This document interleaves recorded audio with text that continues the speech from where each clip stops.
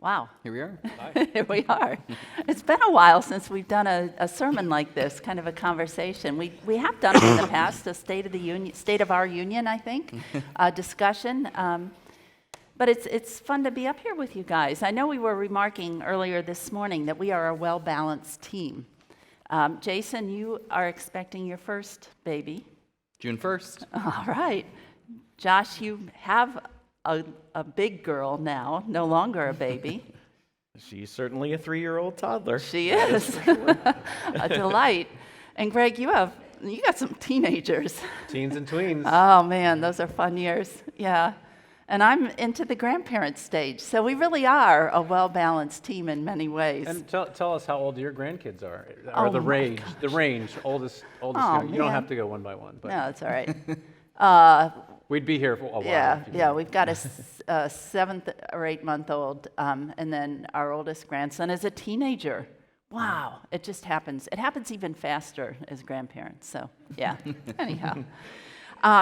We have the luxury, we're here all week long, so we have the luxury of being able to talk about things during the week, and especially about church, about our dreams and hopes for this congregation, maybe even 10 and 20 years down the road.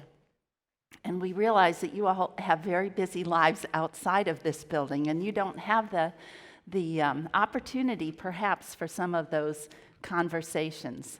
So the church board asked if we would share some of our thoughts, some of our hopes, some of our dreams with you this morning, and that's what we'll be doing. And especially as we think forward, as we think about what's next and what's down the road. Something that I like to do when I'm thinking about what's down the road is to think, where have we been? You know, how did we get here? And what's that journey been like? So I did a little bit of reading on the Washington Street Church that you all saw in the picture. It's a rectangular brick building. It kind of reminds me of a Brethren Mennonite meeting house, kind of traditional building for the era in which it was built. No frills. Well, I did read, and I'm quoting from our centennial book, that children went eagerly to classes in the damp, dark basement of the church. No whispering and no frivolity, and that is a quote. And the children sat around tables, and the teacher sat in the middle to teach the lesson. Upstairs in the sanctuary area, there were 8 classes, about 4 adults, and then some youth and young adults. And they would lower a canvas curtain to separate the classes, is what I read. So some of you, I'm sure, were part of those classes. But what an interesting experience of church. And I can only begin to imagine what a big deal it must have been when this church was built and moving into a facility that would be quite different from the Washington Street Church. In fact, I found the copy of a congratulatory telegram from President Dwight D. Eisenhower on the dedication of this building. It was just kind of amazing that it was really a big deal. And I'm sure that the people dreamt, that you all dreamt, of what are the possibilities when you move from one facility to another, the possibilities for ministry that this building might have opened up. And that was similar to my experience of church as a child. I went to I was 3 years old when this church was built, so my home church was very much like this. It was a brick building, a large brick building, and I can remember going into the basement. It wasn't damp and dark, I don't think, but how foundational that was for me to come to Sunday school. What I experienced early on and in my subsequent years was really what has helped to form me and to inform me and my faith and who I am as a person, as a pastor, and as a follower of Jesus. So when I received my call to ministry about 30 years ago in Christian education, I was really passionate about sharing my faith, about passing that on to my children, who were about young teenagers at the time, and also to all of the children. And so for my installation, I chose Psalm 78 as my inspiration because it really articulated for me what I thought was very important. It was foundational, and it still is. And here is Psalm 78 from the Message. Listen, dear friends, to God's truth. Bend your ears to what I tell you. I'm chewing on the morsel of a proverb. I'll let you in on the sweet old truths, stories we heard from our fathers, counsel we learned at our mother's knee. We're not keeping this to ourselves. We're passing it along to the next generation. God's fame and fortune, the marvelous things that God has done. God planted a witness in Jacob, set God's word firmly in Israel, then commanded our parents to teach it to our children, to their children, so that the next generation would know, and all the generations to come, know the truth and tell the stories, so that their children can trust in God. Never forget the works of God, but keep God's commands to the letter. And I think that this scripture has really been one of the driving forces behind my call to ministry, that the next generation might know. And that has grown now to include my grandchildren. And my passion is that they would know God's love and follow Jesus' way with their lives far into the future, far beyond me. I love it. I love it when Finney and Emmy come running in this church building.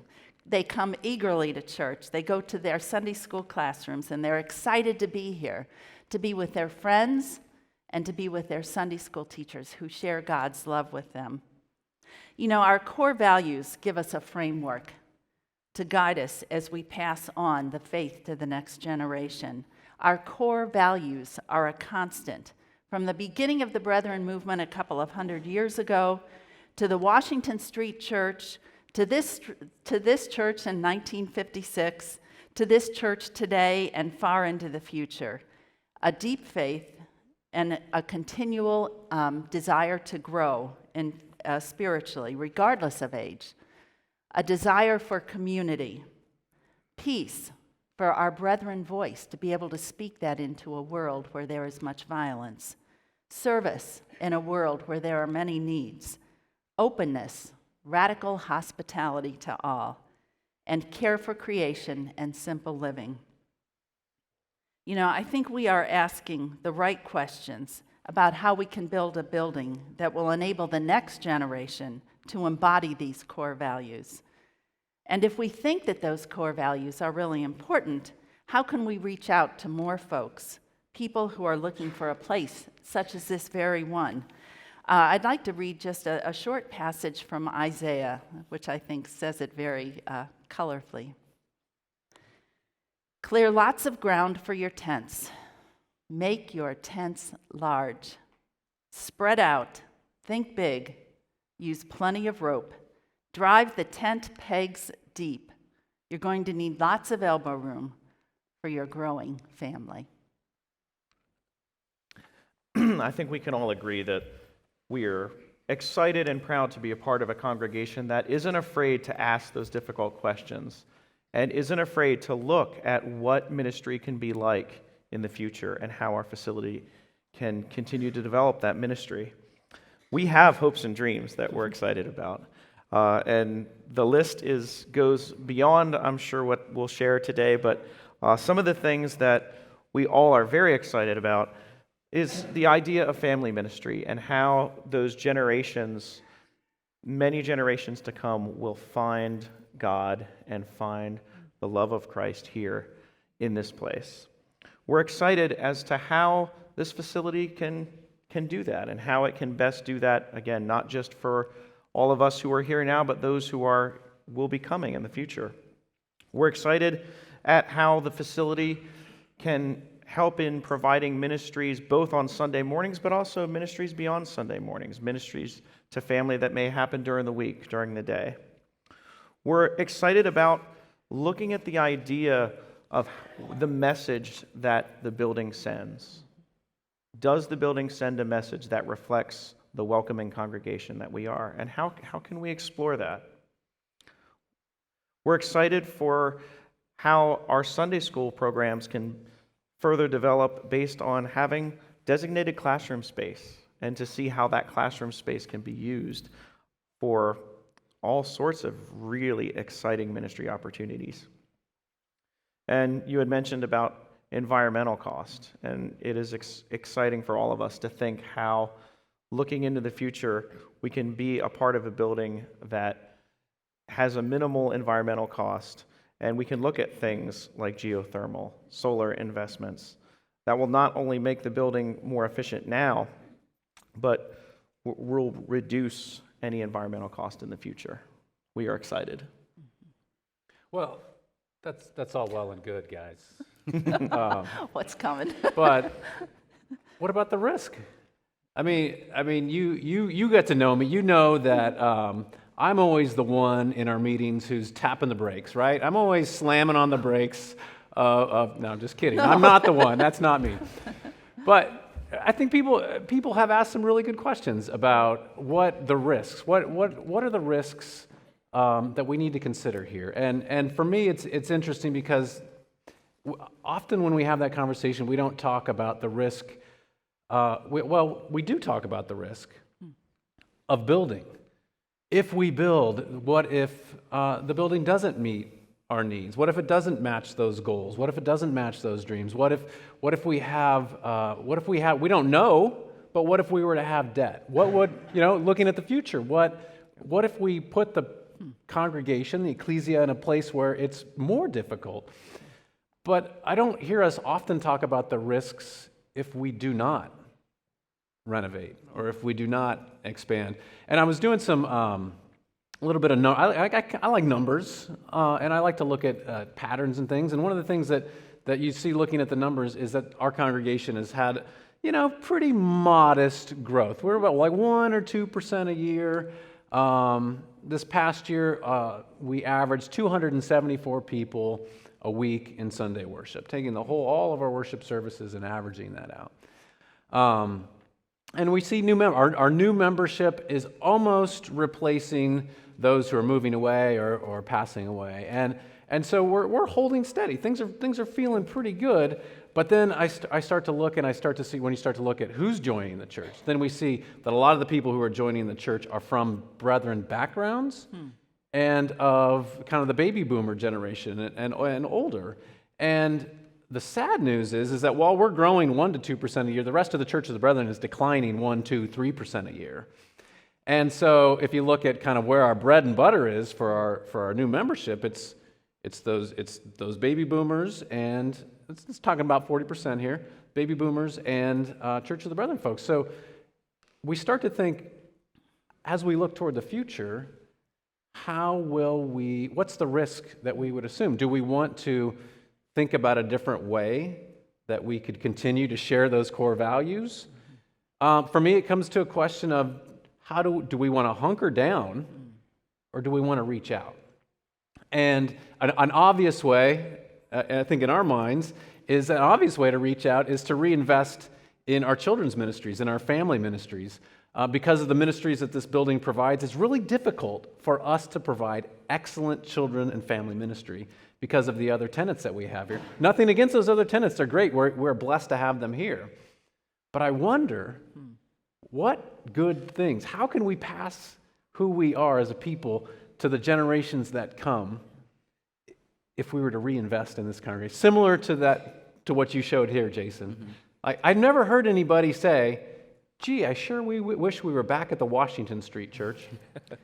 I've never heard anybody say that. Maybe somebody will say that to me afterwards today. But I wonder, as we look to the future, how we might dream and how we might reach out. As a father of teens and tweens, and I'm already thinking, maybe I'll be a grandparent someday, what would this congregation look like for them? And I have a hard time seeing how it would be a thriving place if we were to choose to do nothing. Oh. That would be a risk. And I'm really thankful that those people at Washington Street made that decision when they did, at the time they did, because many of us probably wouldn't be here, if that hadn't happened. I'm new to this congregation. Ashley and I have a child on the way, and we're really excited about the opportunity of raising that kid in this congregation. And this is a really special place, and I know it is for a lot of people. A lot of people have shared that with me personally. I know I've shared that with others at a time when so many churches feel judgmental or hypocritical or inauthentic. this congregation is open to those things, is willing to have those conversations, is willing and desiring to grow in their faith in a really authentic way. And that's something that a lot of people are craving in this world today, Church of the Brethren or not. This is something that, and we've heard that from people who've come into the congregation, that is why that they have enjoyed coming here. We are unique. We are called to special things. And not too long ago, I had preached a sermon on stepping forward, about going forward, and prepping for this and thinking about this building project. That's something that has been on my mind. It's tough to make these decisions, and I think it's important that we're taking the time to think about this. But like you said, doing nothing is a decision, and I'm thankful to be in a congregation where we're talking about these things and continuing to wrestle with and figure out where we're moving forward. We do have a really important history that has gotten us to where we are today. And like I said before, I'm so thankful that people had risked and made those choices in the past, and it feels like now is our time to maybe think about what that means for us. What's next? What are we called to do for my kids' generation, your kids' generation, our grandkids' generation? And maybe those were conversations they were having at Washington Street about this building, about where we are right now, 50 years later. And in some ways, it feels like it's our time to wrestle with those conversations as well. We do a lot of really special things here. Each week we talk about all the awesome things that we're doing, all the ways that people are engaged in service, how we're seeking peace, we're being open to all, we're committing ourselves to service. And when I think about the way that a building can help enable that, it's so exciting to think about how those things will only continue to be who we are, but just bigger and better. And I have heard some people say, well, the church that we have here is fine. There's room as it exists. But as someone who came to this congregation from the outside and has found how special it is, there's something selfish about thinking that we need to contain this to ourselves. And talk to people who are new to this congregation, who have found it, who has been. I've heard people say this is such a blessing to me in my life. And there are more people who have not heard that, who have maybe been turned away from their faith, maybe had some negative experiences with their church growth. You mentioned that we've picked up some people from other Church of the Brethren congregations because we are unique in that way. And that's important for us, and how powerful of a witness we can be in the world today. And I would just encourage us to think about what we have to offer, and not to hold that, but to share it, and to think about ways that we can do that. Kind of let our light shine. That's right. Yeah. All right. Well, we appreciate the way that you've listened to us so attentively. As has been mentioned, there's some time right after worship to eat together, sit around tables. We look forward to hearing what you have to say. We hope that if we've said anything in these remarks here, if you have questions about it, or if we didn't say something clearly, we hope that you'll follow up with us so that we can keep this conversation going as we continue to be the ecclesia together. Let's stand and sing our final hymn.